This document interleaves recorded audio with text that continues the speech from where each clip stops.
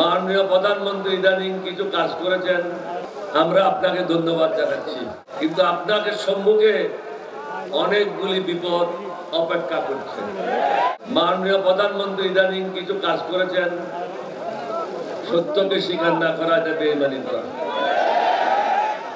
দুইটা তিনটা কাজ করেছেন যেটা প্রশংসনীয়, আমরা আপনাকে ধন্যবাদ জানাচ্ছি, কিন্তু আপনাকে সম্মুখে অনেকগুলি বিপদ অপেক্ষা করছে।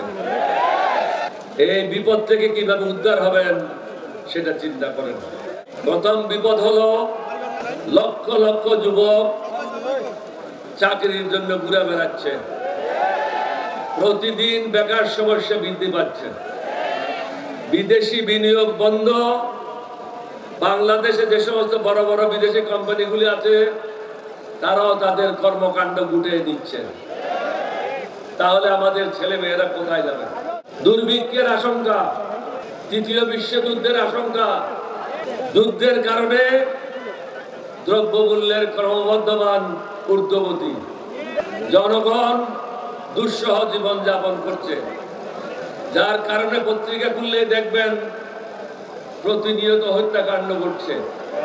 মানুষের মনে যখন অশান্তি হয়, মানুষ যখন সমস্যায় জর্জরিত হয়, সে তখন আর ডান বাম দেখে না,